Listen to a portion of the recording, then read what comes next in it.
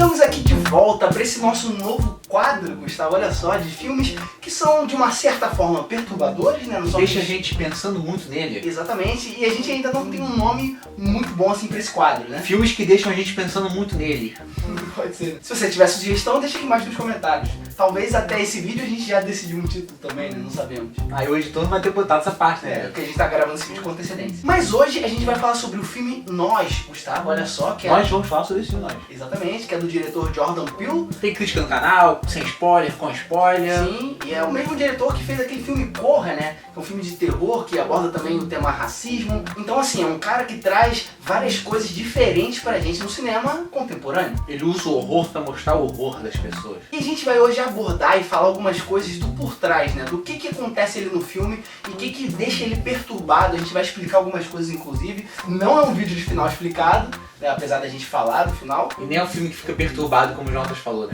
É um filme perturbador, que ele quer dizer. Exatamente, isso aí. Ele é perturbado, ele não consegue fazer. Mas já vai deixando seu like transudo aqui embaixo, se inscreve no canal e vem com a gente, porque hoje é o dia do segundo programa desse novo quadro. Deixa várias vezes o like aí, porque o YouTube tá tirando o like da galera aí, né? Exatamente. YouTube feio.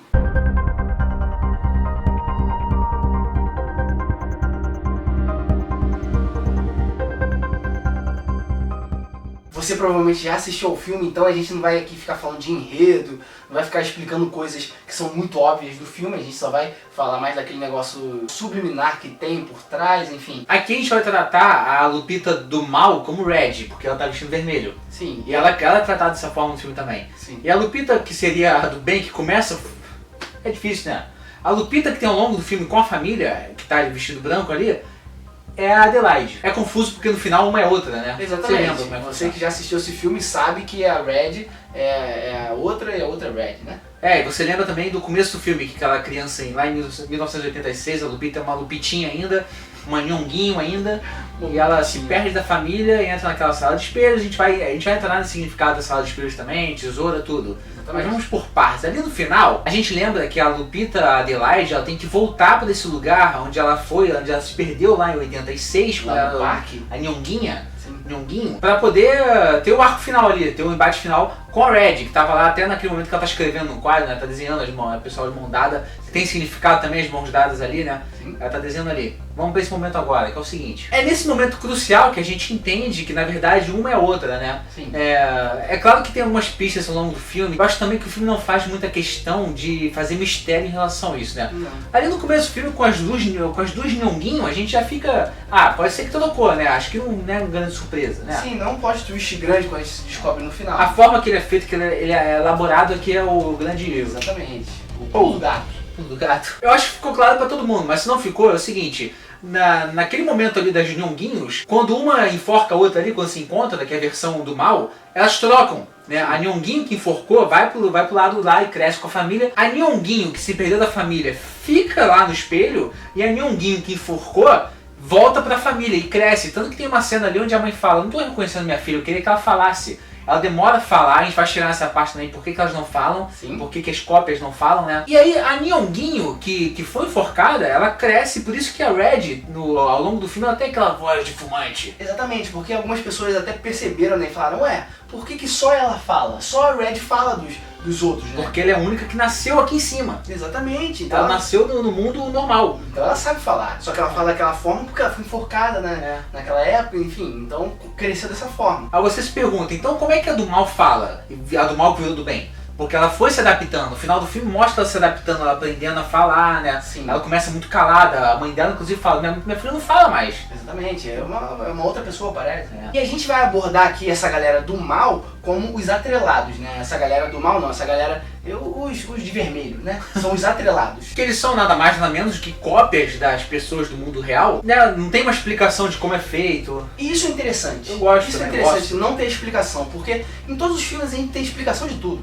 E tem filme que não precisa, a história que eles querem contar não é necessariamente de como eles foram criados, é o que eles estão fazendo para agora substituírem, né, os outros. Foda que quanto menos você conhece uma coisa, mais assustadora ela é. Exatamente, é isso aí, falou tudo. Escritor, né? Então tá claro pra todo mundo, né? Elas trocaram de corpo, esse momento fica evidente em algumas cenas, como o momento em que a Adelaide, né, que a gente não sabia ainda que era a atrelada, atrevida, ela mata, deixa morrer a filha, né? Sim. Vermelha ali. ela pede silêncio. É uma cena até meio estranha que no filme fica, por quê? Sim. Por que isso, né? Porque ela sabe, ela conhece, ela sabe o que elas passam. Porque agora a gente vai entrar nessa parte do significado social, o significado da analogia que tem com os atrelados. Exatamente. Porque o Jordan Peele é muito bom em fazer referências analógicas. Sim, ele é muito inteligente e ele talvez coloque várias coisas ali que ele já tenha passado, né? Ou situações ali que ele entende, na verdade, né? Só lembrando um detalhe, que no início do filme eles contam ali uma pequena historinha falando que tem vários túneis abandonados embaixo dos Estados Unidos, que às vezes a gente não sabe para que serve, enfim. Então, quando a gente descobre que existem esses atrelados, que são embaixo ali da terra, que são nos túneis, é meio que essa associação, né? Eles estão ali embaixo desses túneis e ninguém sabe, ninguém sabia. Narrativamente, essas versões seriam como uma espécie de experimento social, Gustavo, né? Porque ali são cópias das pessoas originais. Ligada diretamente. Exatamente. Tem algumas coisas que são mostradas que trabalham essa questão da ligação direta, porque tem um momento até lá no final que a gente volta a ver a Nyong'inho, que ela tá caminhando e mostra um paralelo com a Nyong'inho de cima. Sim. Que ela vê um casal no parque ali conversando e a Nyong'inho de baixo vê esse casal tentando se adaptar à conversa, né? Como se estivesse emulando mesmo o casal de cima. Porque eles ficam meio que tortos fazendo aqueles, né? É como se estivesse dando seus primeiros passos. É meio bizarro de assistir, na é. verdade. E a gente tem também um menininho, Gustavo, né? Com isqueiro. Sim, exatamente. Tanto que a cara do menininho atrelado é queimada. Sim. E enquanto um isqueiro funciona, é como se o outro não funcionasse, né? É, porque no de cima, o menininho fica sempre tentando ligar o isqueiro e não acontece nada.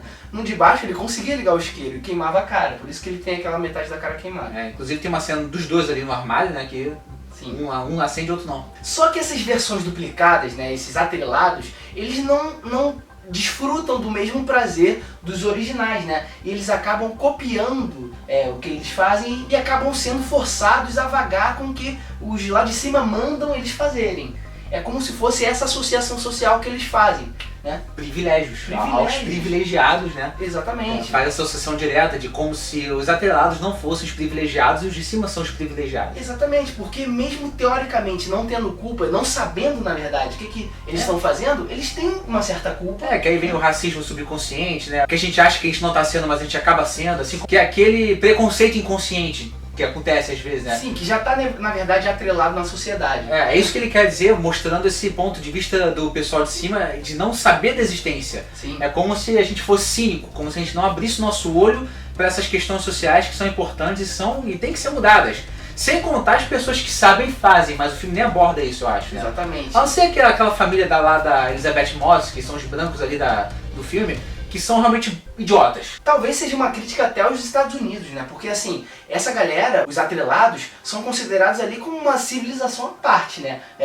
Porque é muita gente ainda. Então é como se fosse uma dinâmica social de nação, assim, de repente dos Estados Unidos para com outras nações, né? De privilégio, essas coisas todas. Até porque o nome do filme em inglês é Us, faz uma referência a US, United States, Estados Unidos. Exatamente, então faz sentido também. Tipo, a gente sabe que é Us de nós, mas também tem esse significado aí. Inclusive a Red, no momento lá do filme onde ela é apresentada, quando o filme vira aquele filme de terror, de invasão domiciliar, né? A Adelaide pergunta, o que vocês são? Ela fala, nós somos americanos. Inclusive, sabe aquelas gêmeas, as filhas da Elizabeth Moss? Sim. Elas fizeram a Emma em Friends.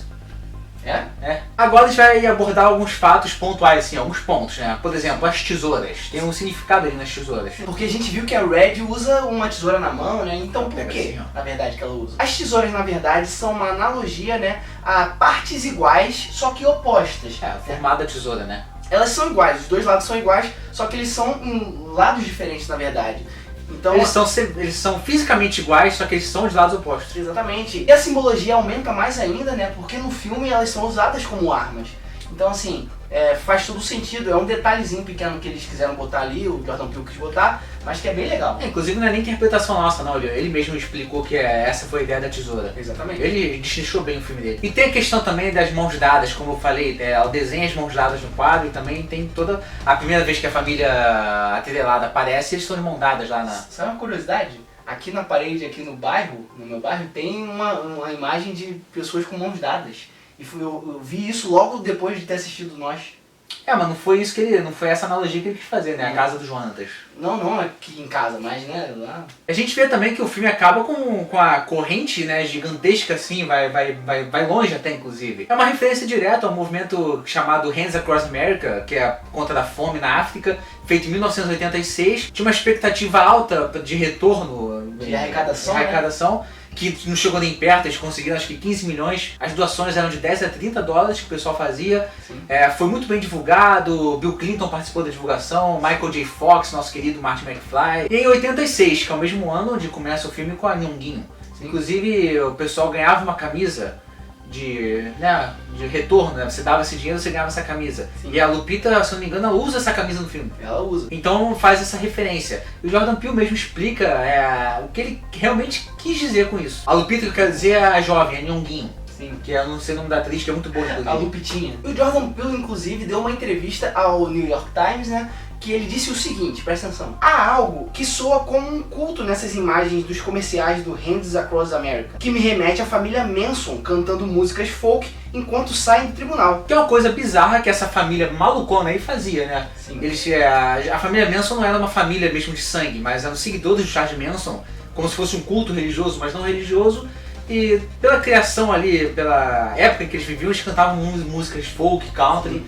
E tem esse momento onde a família sai do tribunal cantando música folk, que é ridículo e assustador ao mesmo tempo. E ele continua falando, né? É uma insistência de que enquanto tivermos uns aos outros, podemos passar batido pela feiura e maldade que podemos ter participado. É basicamente isso que o Manson pode ter tentado fazer, né? É sair junto ali com as pessoas olhando, olha só, eles são unidos, ou então eles mesmos se protegendo. Sim. Do que dos olhares ali. Então eu posso dizer que esse filme funcionou bastante pra gente, mas eu posso dizer que talvez tenha funcionado mais ainda para os Estados Unidos pela cultura que existe em torno desse evento, né, que teve lá nos anos 80, e por todas essas associações com a família Manson, que é bem famosa, né, foi bem famosa lá nos Estados Unidos. Agora a gente vai adentrar um pouquinho mais, né, nessa questão do Jeremias 11:11, né, porque é bem usado no filme isso, tem um mendigo que aparece para Adelaide, né, várias vezes ali. Então, por quê, né? Por que essa passagem bíblica, no caso? Primeiro, né, existe a própria passagem bíblica em si, o que ela diz que dá para entender muito claramente, né? Ela diz o seguinte: portanto, assim diz o Senhor, eis que trarei mal sobre eles, de que não poderão escapar, e clamarão a mim, mas eu não os ouvirei. Ou seja, o mal seria os atrelados subirem, né? E a galera que tá lá em cima iria clamar tal, e Deus não iria ouvir.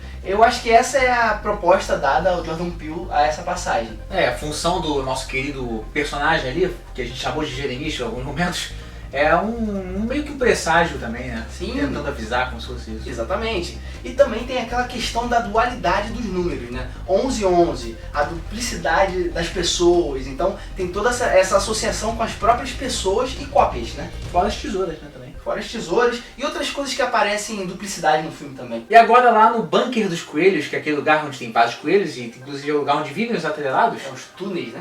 Os túneis é uma alusão, uma analogia também a Alice no País das Maravilhas, né? Uma referência, na verdade, que o Jordan Peele quis fazer quando a Adelaide persegue a Red e cai lá. Como se ela caísse, é como se fosse a Alice perseguindo o coelho quando ele entra no buraco ali. Exatamente. No Tem filme, coelhos lá no filme. Exatamente. A própria Red diz lá que eles comiam coelhos vivos, né? Durante o filme ela diz isso, e o coelho é muito usado, na verdade, durante o filme, muito falado sobre ele. E mostra como o coelho chegou lá, eu gosto disso. Sim. Na obra original de Alice no País das Maravilhas, é toda uma analogia também à loucura, né? Sim.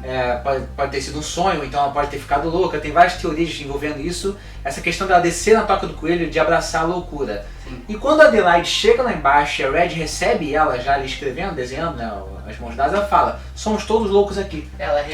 Ela recebe ela falando isso, que é uma frase icônica de Alice no País das Maravilhas, né? Exatamente. É uma frase que é dita na obra. Então você pode perceber que o Jordan Peele, quando ele constrói um filme, né, a gente pode ver isso por Corra e agora por Nós, ele não tá só querendo contar uma história legal, ele não tá só querendo mostrar um filme de terror que vai assustar você, não. Ele gosta de colocar várias tratativas diferentes ali entre os próprios personagens no filme e dele com a gente. Ele quer conversar com o espectador dele de uma forma com que ele consiga passar aquilo que ele quer, né, todo esse conceito social que ele quer mostrar pra gente, junto com o entretenimento. Mas e você, hein? Você gostou desse filme? Você gostou de todos esses entrelaçamentos, né, que tem, que o Jordan Peele quis passar pra gente? diz aqui embaixo nos comentários, porque a gente quer conversar com você sobre ele, porque é um filmão, né? Vale a pena conversar muito sobre esses filmes, esses grandes filmes. E é isso, não esquece de deixar aquela martelada no like aqui embaixo para ajudar a gente na divulgação desse vídeo. Deixa também sua sugestão de nome pro quadro, né? Se inscreve no canal se você é novo por aqui para acompanhar mais vídeos como esses. Confere aqui embaixo também na descrição do vídeo nossas redes sociais, principalmente o Instagram. Segue a gente lá, é isso aí e é nóis, Gustavo. Valeu. Valeu.